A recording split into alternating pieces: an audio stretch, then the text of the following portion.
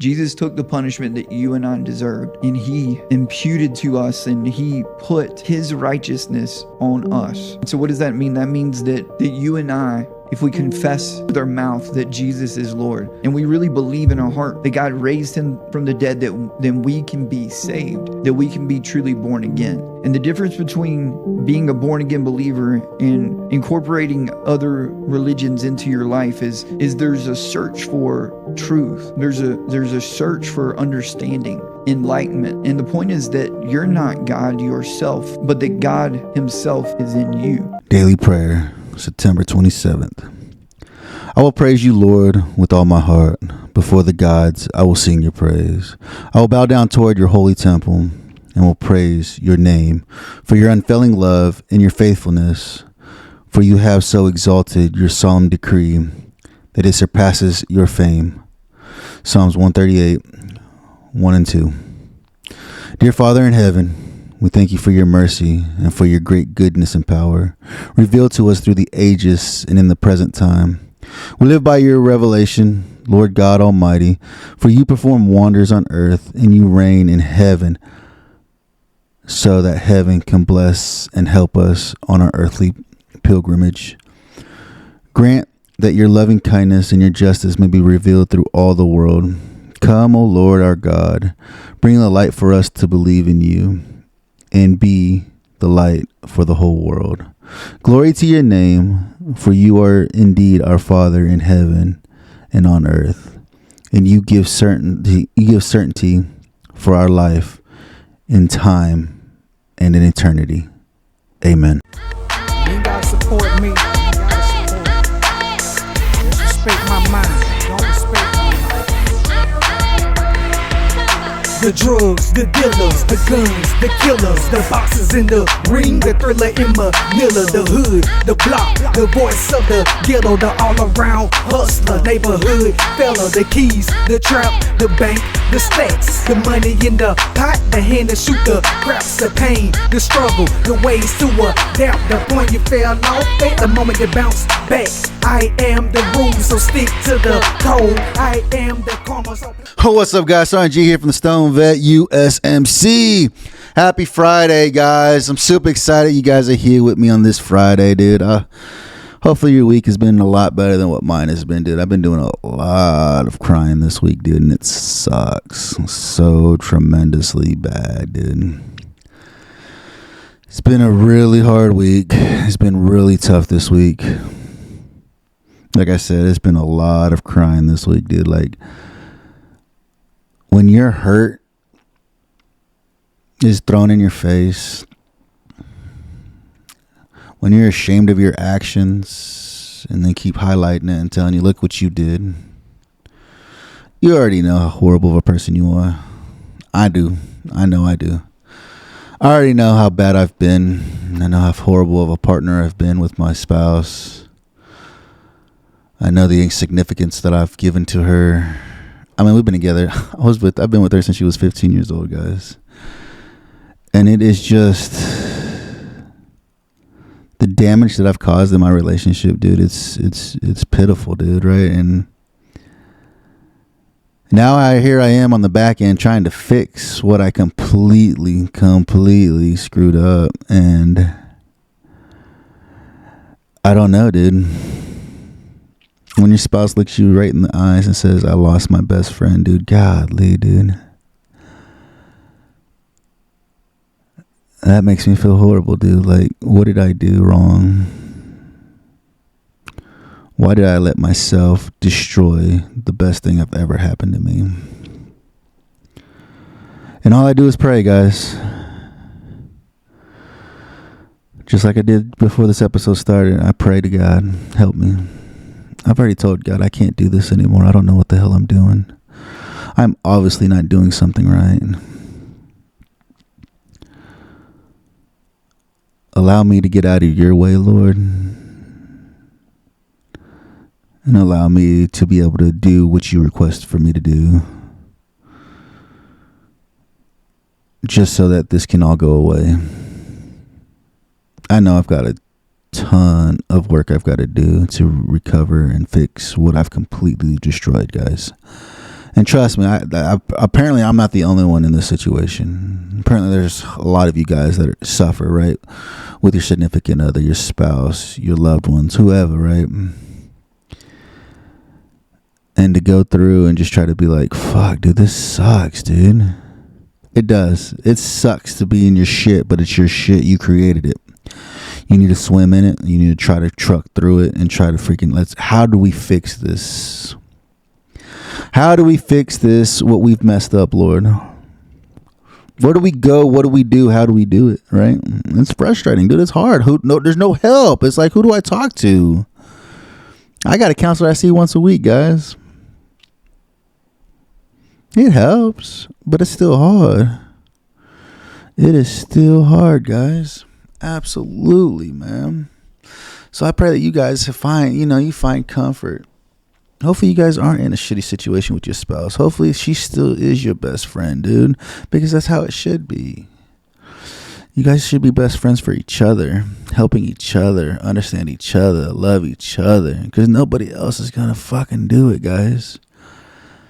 That's your best friend. That's your partner. You need to show them the love and respect that they deserve, guys. Seriously. So this week we back in it, right? The insanity of God, right? The insanity of God. True story of faith resurrected. Let's try to get our faith resurrected, guys, right?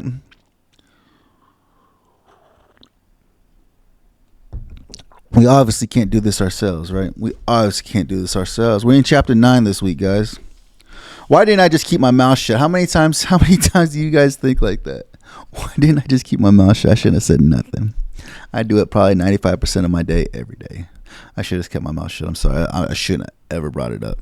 I should have never brought that up. I should have just kept it to myself. How many of you guys feel like that? How many guys you think, damn, dude, I should have kept that to myself. I shouldn't have said nothing. I should have just just ate it and just said, screw it, right? This is a missionary. He said it too. He said, why did I just keep my mouth shut, right? We had been in Malawi less than 2 years. We were obviously all susceptible to malaria and getting sicker week by week. After prayer and discussion, our leadership determined with broken hearts that we couldn't possibly stay in Malawi. They gave us a choice. We could return to America or we could work in South Africa, where there was no danger from malaria. Given our sense of call, it was easy. It was an easy choice. When we left Malawi, our leader closed the sad occasion by reminding us, serving God is not a matter of location, but a matter of obedience. How many of you guys feel that way? How many of y'all are super scared to share the word of the Lord, of what he's done for you? We all are. We're all scared to share the good news, but why do you think that is, right? And it's like he says here, serving God is not a matter of location, but a matter of obedience. How many of y'all are being obedient to the Lord and doing what he's required you? He's requested that you do for him, right? Not a lot, right? Many of our family members and friends begged us to come back to the States to get further treatment, but we knew the doctors in Africa had more expertise in dealing with tropical diseases. We decided to continue our work in a different country. We wanted to be obedient to our sense of call wherever it led. Our move from Malawi to South Africa was far from simple. It felt like we were moving to another world. In Malawi, it seemed that new churches were being started everywhere. Malawi felt like a modern version of the book of Acts. The Spirit of God was moving, and we had been a part of that. The spiritual hunger of the people there was overwhelming. South Africa was a different place. Europeans had brought the good news of Jesus to South Africa over 250 years earlier. Now it seemed that there was some kind of church building wherever you went in that country. Christian religion had become so established, although admittedly not well applied sometimes. In the culture that there was not much interest in planting new churches, the warm welcome and instant sense of belonging that we had felt in Malawi reflected the heart and spirit of its people, who were some of the kindest, most generous, accepting, and loving human beings on the planet. We arrived in South Africa at the height of apartheid, when there was an underlying and often unspoken, but always present and palpable sense of tension, wariness, fear, and anger in people throughout the country itself. Hostility spawned and fueled by racism was like a cancerous tumor steadily eating away at the heart and soul of the nation. I thought that I understood something of the psychological of racial prejudice and bigotry. Not the racism that we found in South Africa was racism on steroids, racism multiplied to the 9th degree. We worked mostly with the Xhosa people. That meant that we would study our third African language in 3 years, since most of the Xhosas were required to reside in the black homeland of Transkei. That's where we chose to live. After we had been there for a while, I had a conversation with an Afrikaner government official. I told him where we lived. He acted a bit surprised to learn that my family had chosen to live among the black people we worked with. Out of curiosity and with perhaps a touch of conscientiousness, I asked, since I'm obviously permitted to live with my family in a black homeland where the minister would one of the black pastors in the area be free to live near me in the Republic of South Africa outside of Transkei if he so chose. I don't know if the man had ever been asked that question before. He hesitated just a bit before he forced a smile and rather coolly assured me that I was free to live wherever I wished with my family. That was a choice I had. But it was also a choice that the black pastor did not have. Of course, receiving that clarification didn't clear up all the misunderstandings related to the spoken and unspoken rules that evidently applied to apartheid. When my boys rode their bikes in the Transkei, black children would sometimes throw rocks at them, thinking that they were white South Africans. I would frequently get stopped and questioned by black Homeland Police officers who were automatically suspicious of any white man driving in that area. There were also occasions outside of Transkei when white South African policemen would stop me and take me to the police station just to ask how I could let my family live with people like that. Explaining that I loved people like that because every human being is in need of God's love and grace didn't seem to satisfy my interrogators. Think about that, guys. The racism that's just endorsed through our own damn country. To be like, hey, why are you hanging out with them black people? What you mean? You shouldn't be hanging out with them peoples. And why shouldn't I be? The Lord has requested that I go and hang out with everybody and spread the good news to everyone in the world. Why shouldn't I hang out with those black people? Right? And this is in Africa. And they're telling him that you shouldn't be hanging out with them, right? And he's like, man, are you kidding me, dude? And he said, the word of the Lord has told me to go and spread the good news. And that's what I'm supposed to do, is spread the good news, regardless of the color of your skin. This is one of the mindsets, guys, that we have to endure, that we have to go through and be like, hey, I've got to do what God's been asking me to do and stop running from it. I got to spread the good news and tell the Lord, hey, what's been going on, man? Right? Like, hey, let me tell you about what the Lord has done for me. Let me tell you how this is going to work. Let me tell you why the Lord is so amazing, guys, right? And this is one of the things, right? I shoot this podcast. I just looked, man. I just hit 17,000 downloads. Thank you guys so much for listening in on a weekly basis, right?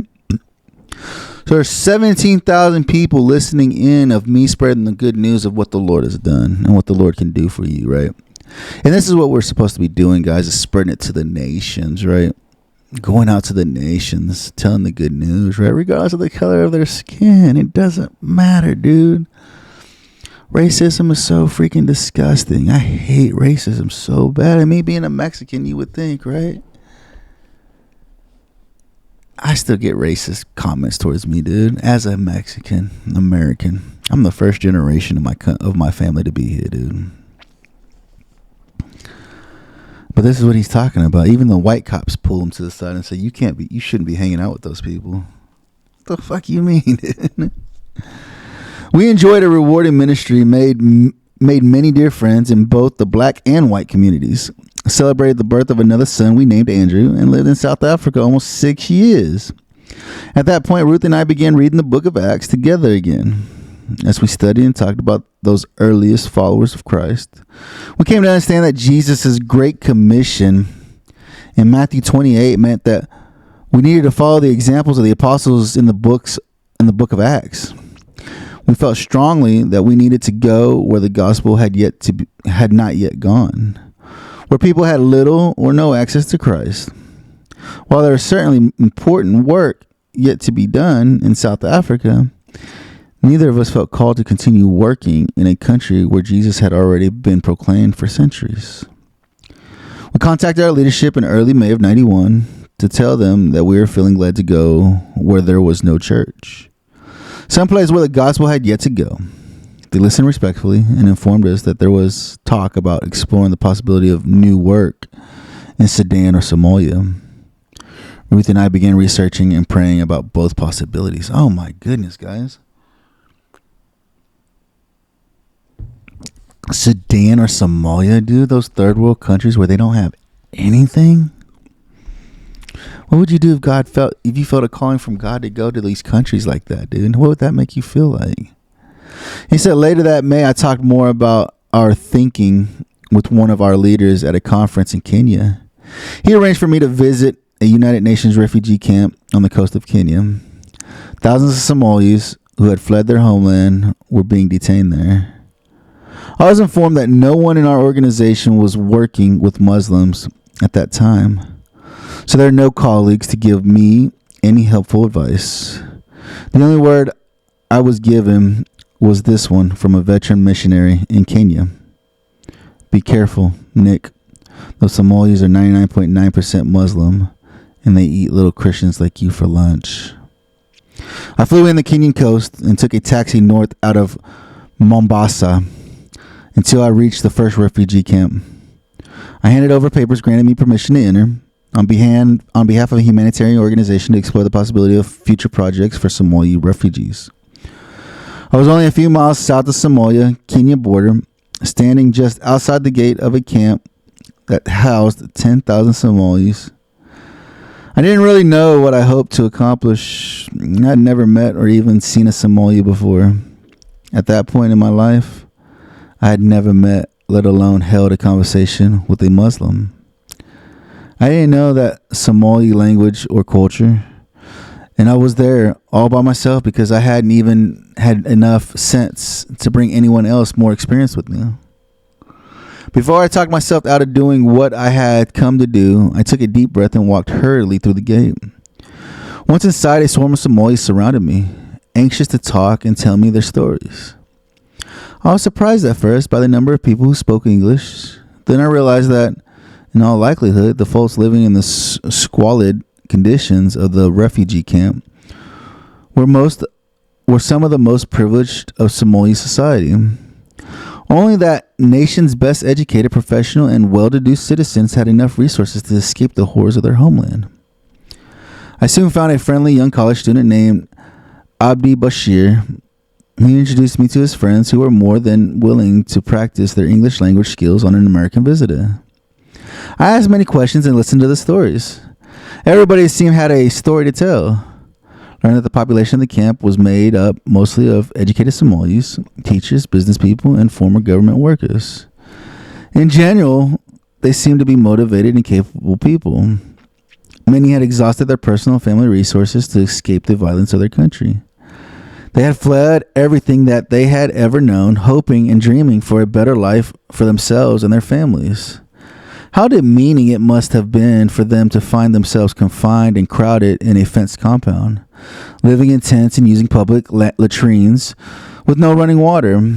They had few possessions, no financial resources, and no idea where or when they might go next.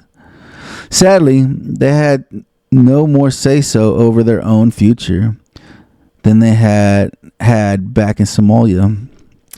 I couldn't help feeling intimidated by the warning that I had received. I sensed that I shouldn't mention that I was a follower of Jesus. My decision to abide by the advice had been reinforced when I discovered, to my horror, what had happened after one well-meaning Christian organization had delivered 10,000 Bibles to that camp. The people had laid most of them out on the ground to make sidewalks through the mud. The rest had turned into latrine paper.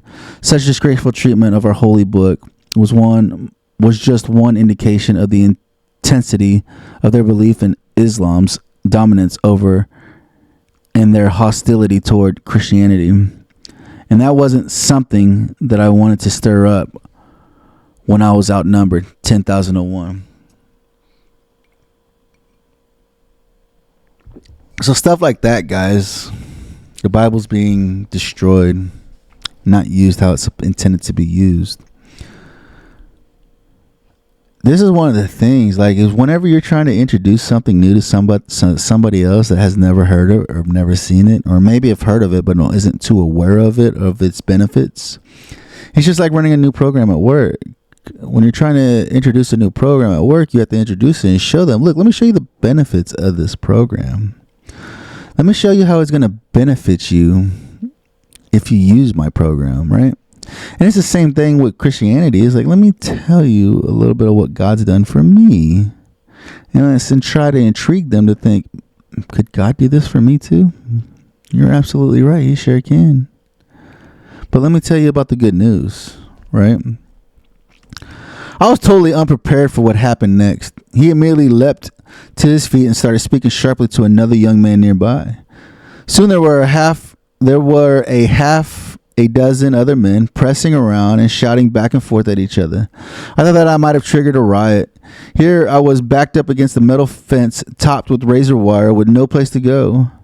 Soon a dozen, then maybe 30 young men gathered around me, arguing loudly, gesticulating wildly, and spittle flying. I didn't realize that was normal Somalia behavior. Somalis are typically very demonstrative. I could hear Jesus Christ, this, Jesus, that. I thought, why didn't I just keep my mouth shut? Finally, Abdi Bashir turned back to me and declared, we don't know your friend Jesus, but Mamoun thinks that he might have heard of him and that he may live in the other refugee camp down the road. So go back out the gate, turn left, go to the next camp, ask for Jesus Christ there, and you might find him. I was so shaken by the experience that I decided to take his advice and leave as fast as I could. Instead of heading down the road to the other camp, I went back to Mombasa and flew home, never to return to that particular refugee camp. How do you think that made him feel, dude? He ran. He left because he was so scared of what they were telling him as Muslims. That was the end of my first less than encouraging experience of trying to talk with Somali Muslims about Jesus. Back in South Africa, I told Ruth, I have never encountered lost people like this. I wouldn't even know where to begin. Even so, we both continued to feel that God wanted us to serve among the Somali people. We shared our sense of God's guidance with our leaders. They soberly informed us that no one from our organization had ever served there. And they wondered about the wisdom of sending someone there now. The needs, however, were massive. And they invited us to embrace this incredible challenge. 2 months later, we moved to Kenya to set up our base of operations. We were required to learn the local language, so we began taking Swahili classes. I contested that requirement.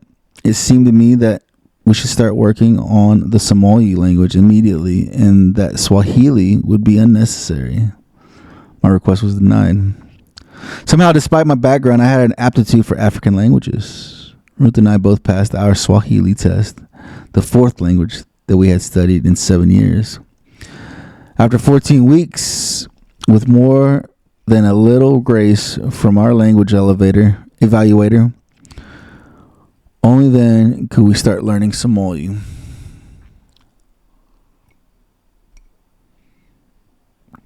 In the course of our planning, we made a quick trip to the States to consult with our mentors and to seek advice. We were both surprised and pleased to talk to a top mission leader, an expert in cross-cultural communication, and one of the world's leading missologists. When Ruth and I walked into his office, this esteemed researcher greeted us by saying, "So you're the couple with the audacity to try to take the gospel of Jesus to Somalia." I assured him that we felt called by God to do that very thing. We realize, of course, that Somalis aren't very receptive to the gospel. I felt the need to remind him. In response, this seemingly mild-mannered, professional-looking, diminutive scholar literally leapt up out of his chair so fast that papers scattered. I thought that he might fly across the desk at me as he demanded, "How dare you say that Somalians are not responsive to the gospel when so many of them have never heard the gospel or been given the opportunity to respond?" Chastised and challenged by that encounter, Ruth and I returned to Kenya to continue our preparation. Shortly after that, I made my first exploratory trip to Hargeisa in February of '92. I quickly concluded that there could never have been adequate advice, training, or life experience to prepare us for what was to come. Oh, man. To Kenya? That's crazy, isn't it, guys? This missionary is going out there to these third world countries to spread the good news. What are you guys doing? How are you spreading the good news? I hope that you guys are doing it right. I hope that me reading this book to you is actually helping you, enlighten you maybe. Or maybe it's giving you something to listen to on your way to work, or while you're at work, or on the way home from work, you know. Hopefully there's something that you're getting from this, dude. Like listening about the Lord and the things that the Lord has done. And like these people, this missionary, right? He's in a third world country and he wants trying to share the good news with his family. That takes a lot of courage, guys, to leave everything of this world to go and do what God has asked you to do as a missionary. But it's like they said, it's not about location. It's about obedience. You don't have to leave this country to share the good news. It's about your obedience to God to share the good news. Man, I appreciate you guys hanging out with me on this Friday. Hopefully you guys' this weekend is going to be great. It's football season, dude. I love football season. I get to watch football every Saturday, dude. It's about freaking time. I'm glad you guys are here with me. I hope you guys are doing good, man. It sucks to hurt. And like I said, I've cried a lot this week. I probably cried 3-4 days this week. It sucks. They say it's part of growing, right? It's part of healing. And I hope it is. God, I hope it is, because I'm tired. I'm tired of crying. It sucks. I appreciate you guys hanging out with me. Like I tell you guys, if you guys are watching on YouTube, hit that subscribe button. Right there. You see it? Hit that subscribe button, man. Hit that subscribe button. Get this content out there to more of our brothers and sisters that are suffering and struggling just like you. Share the good news, guys. If you listen on Spotify, iHeartRadio, Stitcher, Pandora, wherever the heck you're listening at, leave me a 5-star review, guys. Just so this content can get out there to more brothers and sisters, right? Look at the shirt. Because they do, right? Because they do. You matter. You're very important, man. Like I said right here, look, you see the puzzle? Here's the puzzle. Here's the puzzle. Your piece is right here, and I need you here so I don't got to throw the puzzle away. I need you here to complete this puzzle, guys. You're very important. There ain't nobody else here on this earth that can do what you can do. The Lord loves you, and he needs you here to continue doing what you're doing. I'm just telling you. If you guys need me, reach out to me. I'm everywhere. Facebook, Instagram, X, wherever. You need somebody to talk to? Need somebody to just listen? I can be that guy. I love you guys so much, man. Remember, guys, hit the Stone Vet. we got you 6. How it goes, I am the recipe, the food on the stove. I am above, I refuse to be below. I am important cause I am unique. I am the lesson, so learn it from me. I am the pavement made in the streets. I am the mercenary MRC.